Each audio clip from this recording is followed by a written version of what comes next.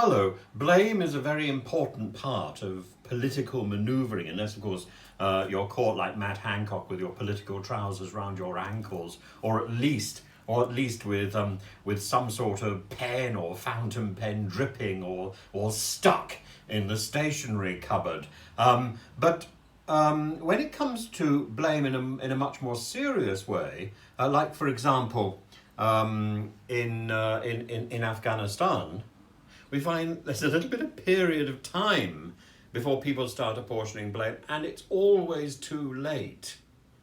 Tony Blair, for example, significantly kept absolutely quiet for a week, and what he had to say was fairly bland. Trump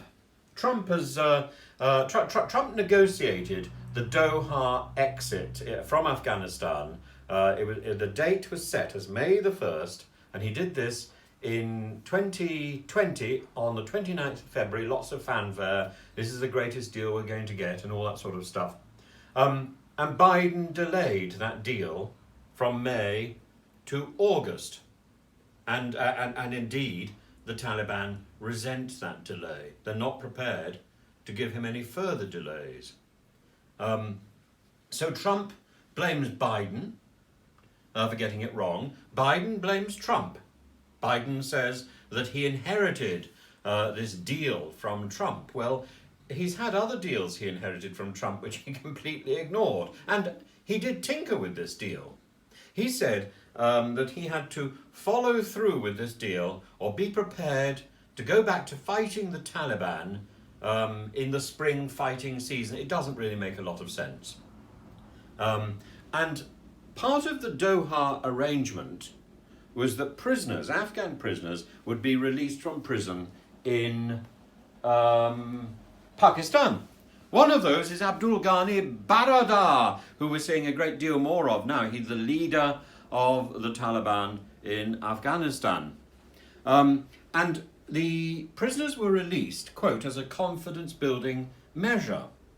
And the confidence-building measure was designed to then lead on to Afghan dialogue with the Afghan government, who, of course, were excluded from the negotiations in Doha. This is madness, utter madness.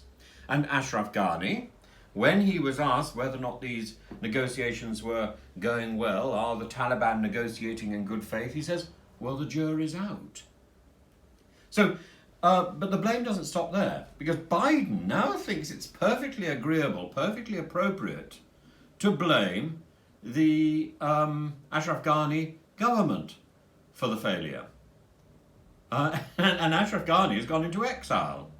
So he can't really respond. But they weren't included in the negotiations, so they had no say in it, but they're taking the blame. And of course, they had no say in the American government leaving Bagram. They had no say in any of this process, and it's the Afghan people who are going to take the hardest hit.